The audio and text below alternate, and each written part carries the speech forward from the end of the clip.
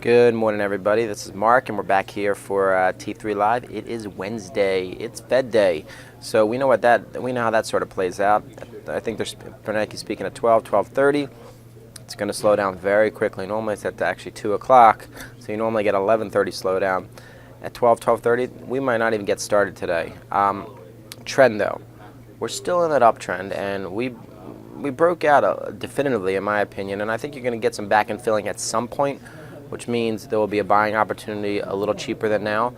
But we could get to 136.87, which is the top end of that spider range, which probably equates to about almost 13, maybe 1370 on the S&Ps. I do see some resistance coming into play.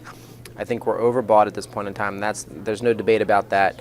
The fact is, 3-4 days up in a lot of these stocks, big 10%, 20%, 15%, 5% moves, big moves. You got to take some off the table. You got to be strategic, and minimum, if you have a strategy, you write calls against it. You got to do something to hedge this gain that we just had in the market, because you're going to have some digestion at some point, whether it's today after the Fed or it's 2 days from now. It's going to happen.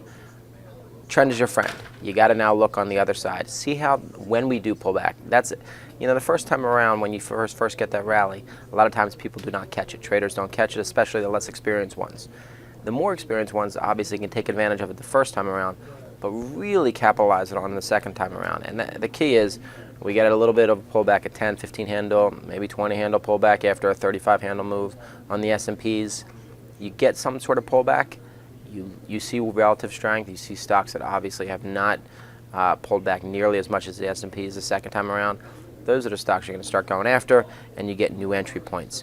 For example, Priceline, CMG, Amazon. I missed. CMG I caught a little bit. Priceline I really missed from the 555 to 580 level. I will not chase it here. It either has to digest or come in a little bit for me to really get back involved. It can go to 700, and it's going to probably do it without me, certainly from a swing position. Still in Apple. Apple still looks good to me. I still think it has an opportunity to get to 600. I think possibly even, if we get another uptick this week. It had digestion yesterday. Amazon broke out of a descending channel. Looks good. We talked about the banks yesterday. I pulled up a chart. I don't know if you follow me on Twitter. Spurls at T3 Live. But I put a few charts up there. FSLR was one of them, and I also put Goldman Sachs yesterday. It was a little timely, broke out of a descending channel, looks good, looks like it possibly get to $100, maybe 105 if really breaks through resistance. Not quite there yet. Banks aren't that sexy and exciting. Today, my game plan is to take off a little risk, let Bernanke speak, let the Fed do what it's going to do, and see how the market reacts. I wouldn't be surprised to see a little bit of a turnaround, but that's what everybody's expecting, so I'm not so sure that's going to happen and play out the way everybody wants it to. It could just be a little bit muted action like we had yesterday afternoon, where quite frankly we didn't do a whole lot for the last hour and a half, 2 hours of the day. So overall today, game plan wise, I would say is muted. There's a few ideas I like. I still think Goldman Sachs, JP Morgan probably gets to its 200-day. Another idea I like that's starting to look okay for me against 49.50 maybe. Prudential, all moving averages are moving up.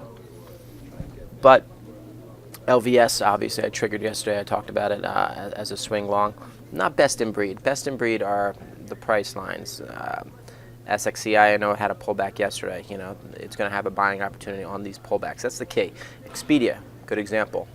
Had a little bit of a pullback on a downgrade, two downgrades, I believe.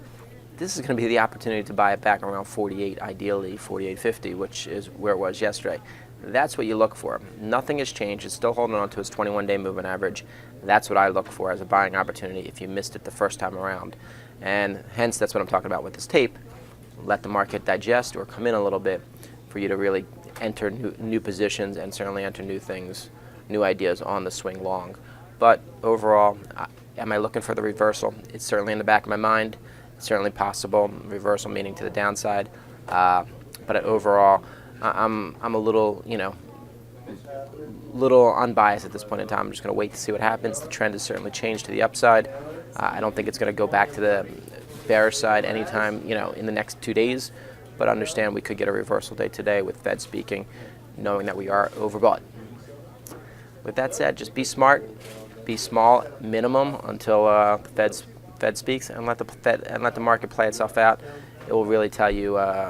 It will tell you what's going to happen, and you're not really going to have to anticipate too much.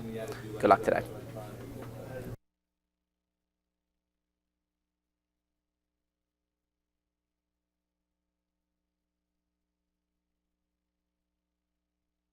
Hi, I'm Sean Hendelman, CEO of T3 Live, where we train, coach, and mentor traders in order to help you put your money to work with confidence. The T3 Live approach is a blueprint for you to recognize, adapt, and ultimately take advantage of different market conditions. To begin your training with T3 Live, we would like to offer you the opportunity to enroll in our free 30-day online home study course. Fill in your name and email address, and I'll see you on the other side.